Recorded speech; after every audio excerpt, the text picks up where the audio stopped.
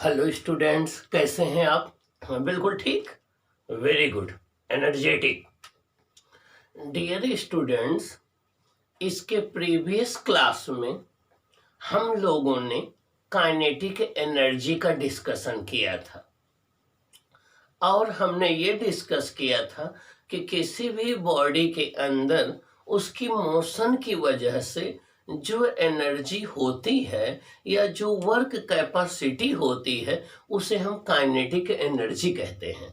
और kinetic energy को हम लोगों ने के से डिनोट किया था। उसका फॉर्मूला हम लोगों ने half M B square derive किया था और आपको ये भी बताया था कि काइनेटिक एनर्जी कभी निगेटिव नहीं होती है। उसका रीजन ये है कि मास तो कभी निगेटिव होता नहीं, वेलोसिटी का स्क्वायर निगेटिव होगा नहीं, तो काइनेटिक एनर्जी ऑलवेज पॉजिटिव होती है। और हमने एग्जाम्पल बताया था, एक मूविंग वाटर में काइनेटिक एनर्जी होगी, एक मूविंग एयर में काइनेटिक एनर्जी होगी, एक फ्लोइंग विंड में काइनेटिक एनर्जी होगी। ये हमने आपको एग्जाम्पल का डिस्कशन किया था और उसका एक्सप्रेशन हम लोगों ने डिराइव किया था work done equal to change in kinetic energy से, जो हाफ एम बी स्क्वायर आया था।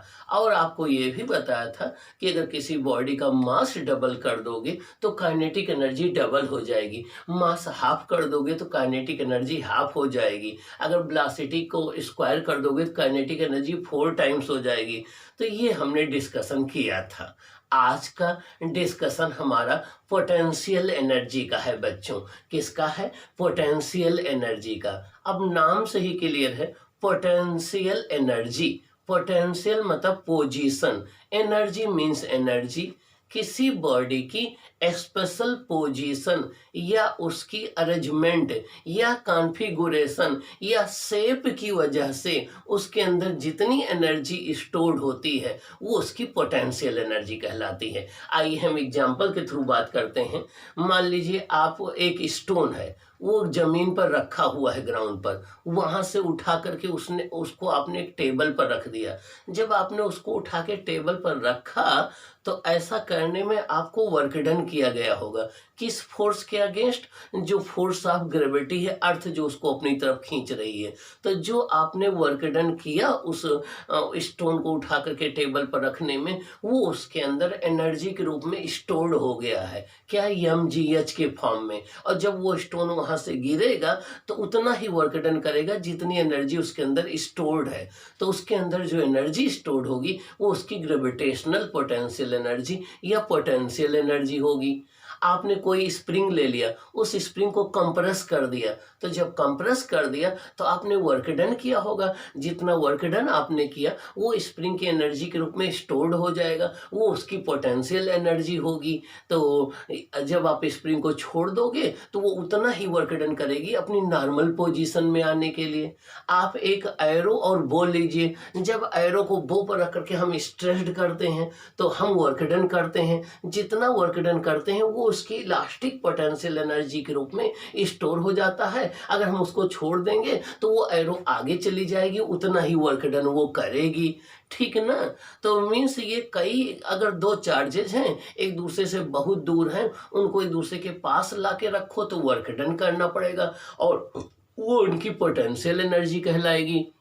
तो जहां कहीं भी कोई एक कॉइल्ड स्प्रिंग है, जब कॉइल्ड स्प्रिंग को आप पकड़ के खींचते हैं, स्ट्रेस्ड करते हैं, तो वर्क डन होता है, वो उसके अंदर एनर्जी के रूप में स्टोर्ड हो जाता है, वो उसकी पोटेंशियल एनर्जी हो जाती है। तो मीन्स जहां कहीं भी किसी बॉडी के अंदर आप घड़ी में चाबी भरते हैं, ट्विस्टिंग करते हैं, तो उसके अंदर स्प्रिंग लगी होती है और वो एनर्जी के रूप में स्टोर कर लेती है, जिससे वो क्लॉक की निडल को रोटेट करती रहती है। आप एक वाटर को डैम में बहुत ऊंचाई तक भर लेते हैं, फिल कर देते हैं, तो उसके अंदर पोटेंशियल एनर्जी स्टोर्ड हो जाती है, वहां से वो गिरता है तो वो पोटेंशियल एनर्जी काइनेटिक एनर्जी में कन्वर्ट होती है, टरबाइन को रोटेट करता है। तो मीन्स डेली लाइफ में ढेर सारे ऐसे एग्जाम्पल आपको मिलेंगे जहां पर आपने अगर बॉडी को एक जगह से दूसरी जगह डिस्प्लेस किया होगा तो जितना वर्क डन किया होगा वो वर्क डन उसमें एनर्जी के रूप में स्टोर्ड हो गया होगा। और अगर बॉडी उस पोजीशन से अपने प्रीवियस पोजीशन में आएगी तो उतना ही वर्क डन करेगी, वो उसकी क्या कहलाएगी? पोटेंशियल एनर्जी कहलाएगी। क्या कहलाएगी? पोटेंशियल एनर्जी कहलाएगी। तो आप कैसे डिफाइन करोगे? किसी भी बॉडी की स्पेशल पोजीशन या शेप या उसके अरेंजमेंट की वजह से जो उसके अंदर एनर्जी स्टोर्ड होती है या वर्क कैपेसिटी होती है वो उसकी पोटेंशियल एनर्जी कहलाती है। पोटेंशियल एनर्जी मतलब स्टोर्ड एनर्जी किसी बॉडी की। तो means the energy possessed by any body due to its special position or special arrangement or special shape is called potential energy। ये एक स्केलर क्वांटिटी है, इसमें डायरेक्शन की कोई रिक्वायरमेंट नहीं होती है। इसकी एसआई यूनिट आपकी जूल होती है और इसको हम कैपिटल यू से डिनोट करते हैं। यू फॉर यूकेशन, तो आप यू से याद रखेंगे, कैपिटल यू से डिनोट करते हैं। ये पॉजिटिव भी हो सकती है, नेगेटिव भी हो सकती है, जीरो भी हो सकती है। मान लीजिए कोई बॉडी अर्थ के सरफेस पर रखी है तो उसके लिए पोटेंशियल एनर्जी जीरो होगी, लेकिन आप किसी हाइट पर उठाकर उसको रख दोगे तो उसकी पोटेंशियल एनर्जी प्लस में होगी, ठीक ना। अगर वो ऊपर से नीचे गिरेगी तो उसकी पोटेंशियल एनर्जी डिक्रीज होगी, ठीक ना। तो पोटेंशियल एनर्जी पॉजिटिव भी हो सकती है, नेगेटिव भी हो सकती है, जीरो भी हो सकती है। अगली बात, पोटेंशियल एनर्जी केवल उन्हीं फोर्स के लिए आप डिफाइन कर पाओगे जिन फोर्स के द्वारा अगर वर्क डन हो तो बॉडी में एनर्जी के रूप में स्टोर्ड हो जाए। जैसे अर्थ का फोर्स ग्रेविटेशनल फोर्स हो गया, किसी स्प्रिंग को दबाने पर उस पर जो फोर्स होता है उसको स्प्रिंग फोर्स कहते हैं, स्प्रिंग फोर्स हो गया। तो मीन्स जो फोर्सेस किसी बॉडी के एनर्जी को लॉस नहीं करते हैं, डिसिपेट नहीं करते हैं, बल्कि आप वर्क डन करो तो उसमें एनर्जी के रूप में स्टोर्ड हो जाता है, उन्हीं के लिए पोटेंशियल एनर्जी डिफाइंड होती है। जैसे ग्रेविटेशनल फोर्स के लिए पोटेंशियल एनर्जी डिफाइंड होती है, स्प्रिंग फोर्स के लिए डिफाइंड होती है, दो चार्ज के बीच में जो फोर्स लगते हैं इलेक्ट्रिकल फोर्स के लिए डिफाइंड होती है। लेकिन पोटेंशियल एनर्जी कभी उन फोर्सेज के लिए नहीं डिफाइंड होती है जो फोर्सेज वर्क डन को एनर्जी के रूप में लॉस कर देते हैं। जैसे फ्रिक्शन फोर्स है, अब कोई बॉडी जब चलती है, रब करती है किसी सरफेस पर, तो फ्रिक्शन फोर्स के द्वारा जो वर्क डन है वो हीट में कन्वर्ट हो जाता है, वो लॉस हो जाता है, वो स्टोर्ड नहीं होता है। तो फ्रिक्शन फोर्स के लिए पोटेंशियल एनर्जी नहीं डिफाइंड होती है। जब कोई बॉडी एयर में चलती है तो एयर उसको पीछे की ओर खींचती है, उसको एयर ड्रैग कहते हैं। तो उसके द्वारा जो एनर्जी है वो जो है आपकी नहीं डिफाइंड होगी। तो मीन्स फ्रिक्शन फोर्स है, एयर ड्रैग है, इनके लिए पोटेंशियल एनर्जी नहीं डिफाइंड होती है। क्या? इनके लिए पोटेंशियल एनर्जी नहीं डिफाइंड होती है। और जब भी हमें पोटेंशियल एनर्जी को डिफाइन करना होता है, हम एक ऐसी जगह ले लेते हैं, हम एक ऐसा प्लेस ले लेते हैं जहाँ पर पोटेंशियल एनर्जी को जीरो मान सकें, तो उसे हम स्टैंडर्ड पोजीशन कहते हैं। जैसे हम ग्रेविटेशनल पोटेंशियल एनर्जी की बात करें तो अर्थ के सरफेस पर जब कोई बॉडी रखी हो तो उसके लिए mgh जीरो होता है तो पोटेंशियल एनर्जी जीरो माना जाता है। तो अर्थ का सरफेस एक स्टैंडर्ड पोजीशन हो गई। जब कोई स्प्रिंग है वो ना कंप्रेस्ड है ना स्ट्रेच है तो उसकी पोटेंशियल एनर्जी जीरो होगी, तो वो उसकी स्टैंडर्ड पोजीशन हो गई। तो जहाँ कहीं भी किसी बॉडी की पोटेंशियल एनर्जी को जीरो मान सकें उससे हम रेफरेंस पोजीशन या स्टैंडर्ड पोजीशन मान लेते हैं और उसके रेस्पेक्ट में हम फिर डिफाइन करते हैं कि उस बॉडी की पोटेंशियल एनर्जी कितनी होगी, ठीक ना। तब आइए हम डिस्कस करते हैं पोटेंशियल एनर्जी के विषय में। आइए हम वन बाय वन करके डिस्कस करते हैं। हेडिंग है पोटेंशियल एनर्जी। क्या? पोटेंशियल एनर्जी किससे डिनोट करते हैं? यू से। किससे डिनोट करते हैं? यू से। एसआई यूनिट क्या है? जूल। कैसी क्वांटिटी है? स्केलर। और क्या हो सकती है? पॉजिटिव, नेगेटिव, जीरो, तीनों हो सकती हैं। तो आइए देखें। The energy possessed by a body due to its special position means किसी the energy possessed by a body due to its special position, किसी बॉडी की स्पेशल पोजीशन के द्वारा उसके अंदर जो एनर्जी होती है। जैसे हमने एग्जांपल लिया कि एक स्टोन है, उसको आपने जमीन से उठा करके टेबल पर रख दिया तो ये उसकी स्पेशल पोजीशन हो गई। अब उसके अंदर एनर्जी है, वो वहाँ टेबल पर से गिरेगा तो वर्क डन कर लेगा, तो वो उसके अंदर पोटेंशियल एनर्जी है उसकी स्पेशल पोजीशन की वजह से। कॉन्फ़िगरेशन, कॉन्फ़िगरेशन मीन्स होता है अरेंजमेंट। आप लोग इलेक्ट्रॉनिक कॉन्फ़िगरेशन पढ़ते हो तो इलेक्ट्रॉनिक अरेंजमेंट हो गया। तो जहाँ कहीं भी मान लीजिए दो चार्जेज हैं वो इन्फिनिटी में हैं, वहाँ से ला करके आपने उनको एक दूसरे के पास रख दिया तो ये उनकी स्पेशल अरेंजमेंट हो गई। तो उनके अंदर जितना आप वर्क डन करोगे वो पोटेंशियल एनर्जी के रूप में स्टोर हो जाएगा। तो ये जो एग्जांपल है वो स्पेशल अरेंजमेंट का हो गया। शेप, अगर कोई क्वाइल्ड स्प्रिंग है उसको आप दबा दीजिए, कंप्रेस कर दीजिए, तो जितना आप वर्क डन करेंगे वो उसके अंदर एनर्जी के रूप में स्टोर्ड हो जाएगा। तो ये स्पेशल उसकी शेप की वजह से हो गया। एक एरो है उस पर एक बो है उस पर एरो रख करके स्ट्रेच्ड कर दीजिए तो उसके अंदर एनर्जी हो जाएगी, वो उसके स्पेशल शेप की वजह से आ जाएगी। कोई एक रबर बैंड है उसको आप खींच लीजिए, स्ट्रेच कर दीजिए, उसके अंदर एनर्जी स्टोर्ड हो जाएगी, वो उसके स्पेशल पोजीशन है। जो आपका पायलट होता है जिसको गुलेल कहते हो, उसको अगर स्ट्रेच करके उसमें स्टोन रखो तो उसके अंदर एनर्जी है वो उसकी पोटेंशियल एनर्जी हो जाएगी। एक डैम के अंदर वाटर को बहुत हाइट तक आप भर देते हैं तो उसके अंदर उसकी पोटेंशियल एनर्जी होती है। तो ये जितने एग्जाम्पल आप देख रहे हो, क्वाइल्ड स्प्रिंग हो गया, स्ट्रेच्ड रबर हो गया, स्ट्रेच्ड स्प्रिंग हो गया, आपका स्ट्रेच्ड एरो हो गया, कंप्रेस्ड स्प्रिंग हो गया, आपका एक स्टोन जो या साइड पर रखा है, इन सब के अंदर वर्क कैपेसिटी है और वही उनकी पोटेंशियल एनर्जी है। इज कॉल्ड पोटेंशियल एनर्जी, को हम पोटेंशियल एनर्जी कहते हैं। इसका मतलब ये हुआ किसी बॉडी की स्पेशल पोजीशन, कॉन्फ़िगरेशन या शेप की वजह से उसके अंदर जो एनर्जी होती है वो उसकी पोटेंशियल एनर्जी कहलाती है। आइए हम एग्जांपल के थ्रू बात करते हैं। Energy of a stone placed at some height, किसी हाइट पर अगर आपने किसी स्टोन को रख दिया है तो उसके अंदर जो एनर्जी होगी वो आपकी क्या होगी, पोटेंशियल एनर्जी। क्योंकि जब कोई वेट को आप उठाते हैं, वेट को लिफ्ट करते हैं तो आपको वर्क डन करना पड़ेगा। आपने किसी वेट को उठा के कहीं रख दिया तो आपने जितना वर्क डन किया वो उस बॉडी के अंदर पोटेंशियल एनर्जी के रूप में स्टोर हो गया। अब वो वेट वहां से गिरेगा तो उतना ही वर्क डन करेगा जितना आपने वर्क डन किया है, तो उसके अंदर पोटेंशियल एनर्जी है। अभी हमने बात किया कि जो है किसी डैम में वाटर स्टोर किया है तो उसमें भी एनर्जी पोटेंशियल एनर्जी होगी। अभी हमने आपको बताया कि कोई क्वाइल्ड स्प्रिंग है तो उसके अंदर भी एनर्जी क्या होती है, पोटेंशियल एनर्जी के फॉर्म में होती है। तो ये आपके एग्जाम्पल जो है वो पोटेंशियल एनर्जी के हैं। तो पहला एग्जाम्पल है energy of a stone placed at some height, किसी हाइट पर रखे हुए स्टोन की एनर्जी।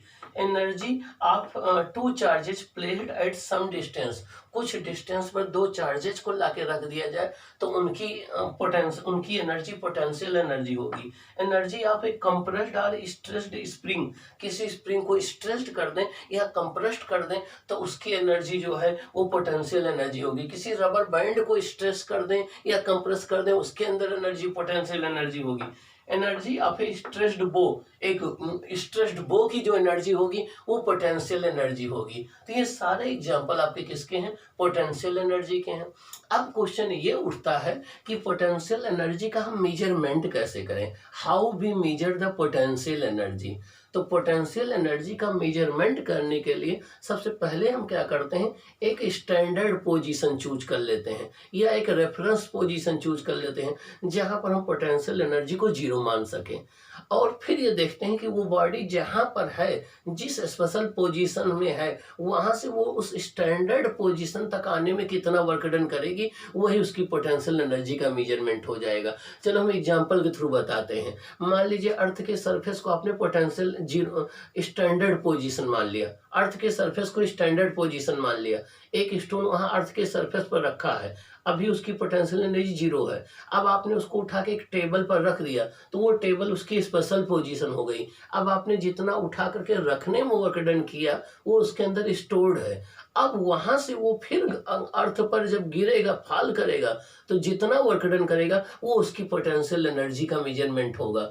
इसका मतलब ये हो गया कि पोटेंशियल एनर्जी को मेजर करने के लिए वो बॉडी जिस प्रेजेंट पोजीशन में है उस पोजीशन से अपने ओरिजिनल पोजीशन या स्टैंडर्ड पोजीशन तक वापस आने में जितना वर्क डन वो करेगी वो पोटेंशियल एनर्जी का मेजरमेंट हो जाएगा। आइए देखते हैं It is measured by the work done that the object can do in passing from its present position to the some standard or original position. Means कोई भी बॉडी जिस प्रेजेंट पोजीशन में है उससे अपनी ओरिजिनल पोजीशन में आने में जितना वो वर्क डन करती है वो वर्क डन उसकी पोटेंशियल एनर्जी का मेजरमेंट होता है। मीन्स अगर आपने कोई स्प्रिंग को कंप्रेस्ड किया है तो ये उसकी ओरिजिनल पोजीशन हो गई। अब उसको छोड़ दीजिए तो अपने नॉर्मल लेंथ में आने में जितना वर्क डन करेगी उसकी पोटेंशियल एनर्जी हो जाएगी। कोई स्टोन या हाइट पर रखा हुआ है, ये इसकी प्रेजेंट पोजीशन है, यहाँ से वो ग्राउंड तक आएगा, जितना वर्क डन करेगा वो उसकी पोटेंशियल एनर्जी का मेजरमेंट हो जाएगा आपका। कोई रबर बैंड को आपने स्ट्रेस्ड किया है, अब वो स्ट्रेस्ड पोजीशन से अपने नॉर्मल पोजीशन आने में जितना वर्क डन करेगा वो उसकी जो है पोटेंशियल एनर्जी का मेजरमेंट हो जाएगा। कोई गुलेल है, आपने उस पर स्टोन रख करके उसको स्ट्रेस्ड किया है, अब आप उसको छोड़ दीजिए, वो अपने नॉर्मल पोजीशन में आएगा तो जितना वर्क डन स्टोन पर करेगा वो उसकी पोटेंशियल एनर्जी का मेजरमेंट हो जाएगा। तो पोटेंशियल एनर्जी का मेजरमेंट करने के लिए कोई भी बॉडी जिस पोजीशन में है प्रेजेंट में उससे अपनी नॉर्मल पोजीशन या स्टैंडर्ड पोजीशन तक आने में जितना वर्क डन करता है वो उसकी पोटेंशियल एनर्जी का मेजरमेंट हो जाता है। देखिए हमने एग्जांपल के थ्रू बताया है, ये आपकी अर्थ है, इसकी रेडियस r है, मास m है। देखिए एक स्टोन या एक बाल जो है इससे यह हाइट पर यहाँ रखी हुई है, एक बाल यहाँ या साइड पर रखी हुई है, ये इसकी स्पेशल पोजीशन है। अब यहाँ से इस बाल को ड्रॉप करोगे तो इसके अंदर जितनी एनर्जी है उस एनर्जी के बराबर ये वर्क डन करेगी। तो जब ये अर्थ के सरफेस पर आएगी तो जितनी एनर्जी स्टोर्ड है उतना वर्क डन ये करेगी। तो जितना वर्क डन ये करेगी वही इसकी क्या हो जाएगी, पोटेंशियल एनर्जी हो जाएगी। तो किसी बॉडी को उसके प्रेजेंट पोजीशन से नॉर्मल पोजीशन तक लाने में जितना वो वर्क डन करती है वो उसकी पोटेंशियल एनर्जी हो जाती है। इस केस में ये वर्क डन करेगी प्लस mgh, तो इसकी पोटेंशियल एनर्जी हो जाएगी plus mgh। Okay, it is denoted by U। Potential energy को हम कैपिटल U से डिनोट करते हैं। U फॉर U के सर, तो U से याद रखेंगे। It is a scalar quantity, ये एक स्केलर क्वांटिटी होती है। इट्स SI यूनिट जूल, इसकी SI यूनिट जूल होती है। It may be positive, negative और जीरो। पोटेंशियल एनर्जी पॉजिटिव भी हो सकती है, नेगेटिव भी हो सकती है, जीरो भी हो सकती है। वो डिपेंड करेगा कि बॉडी अपनी प्रेजेंट पोजीशन से ओरिजिनल पोजीशन में आने में वर्क डन पॉजिटिव कर रही है या नेगेटिव कर रही है, ठीक है, या जीरो कर रही है। उसके बेसिस पर पोटेंशियल एनर्जी पॉजिटिव भी हो सकती है, नेगेटिव भी हो सकती है। अगला है, it is always defined for a system not for a single body. ये कभी सिंगल बॉडी के लिए नहीं डिफाइंड होती है, एक सिस्टम के लिए डिफाइंड होती है। जैसे यहाँ पर देखिए, यहाँ पर ये जो mgh पोटेंशियल एनर्जी होगी ये केवल इस बाल की नहीं होगी, ये बाल और अर्थ दोनों की मिला करके होगी, ये बाल और अर्थ दोनों की मिला करके होगी। तो पोटेंशियल एनर्जी हमेशा एक सिस्टम के लिए डिफाइंड होती है। सिस्टम हो तो यहाँ पर सिस्टम अर्थ और बाल है, किसी एक सिंगल बॉडी के लिए नहीं डिफाइंड होती है। तो potential energy is always defined for a system of a body not for a single body. एक सिंगल बॉडी के लिए नहीं डिफाइंड होती, जबकि काइनेटिक एनर्जी एक सिंगल बॉडी के लिए डिफाइंड होती है। अगली बात, it is defined for those forces work done by or against which is stored as a energy. ये केवल उन्हीं फोर्सेज के लिए डिफाइंड होती है जिनके द्वारा वर्क डन जो हो वो लॉस नहीं होता है, वो एनर्जी के रूप में स्टोर्ड हो जाता है, उन्हीं के लिए डिफाइंड होती है। जैसे एग्जांपल ग्रेविटेशनल फोर्स हो गया, स्प्रिंग फोर्स हो गया, इलेक्ट्रिकल फोर्स या इलेक्ट्रोस्टैटिक फोर्स हो गया, तो इनके लिए आपकी पोटेंशियल एनर्जी डिफाइंड होती है। It is not defined for those forces that losses or dissipate the energy of the system। ये उन फोर्सेस के लिए नहीं डिफाइंड होती है जो किसी सिस्टम की पोटेंशियल एनर्जी को लॉस करते हैं, जो किसी बॉडी की एनर्जी को डिसिपेट करते हैं। डिसिपेट मीन्स होता है लॉस करना।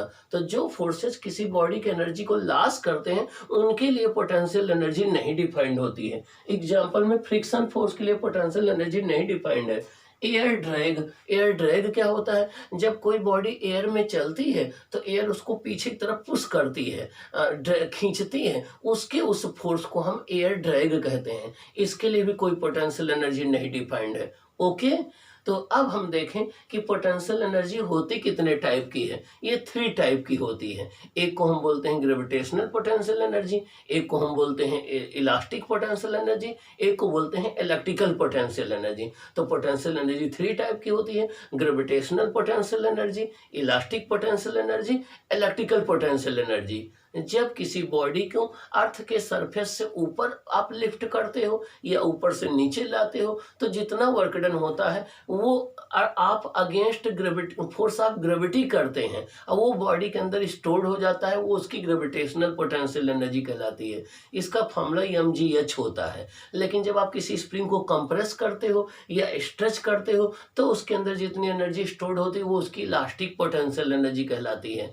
और जब दो चार्जेस को एक दूसरे के पास ला के रखा जाए तो उसमें जितनी एनर्जी स्टोर होती है वो उनकी इलेक्ट्रिकल पोटेंशियल एनर्जी कहलाती है।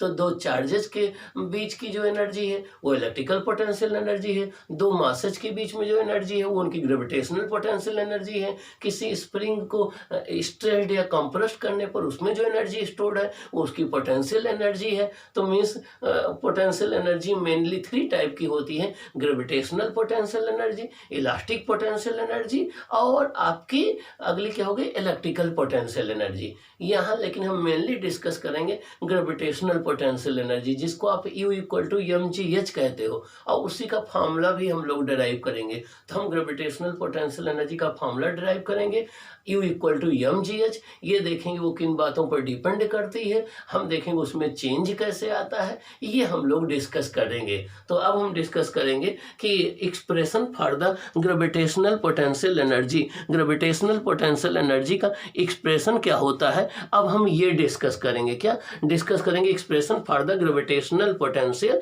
एनर्जी। ओके।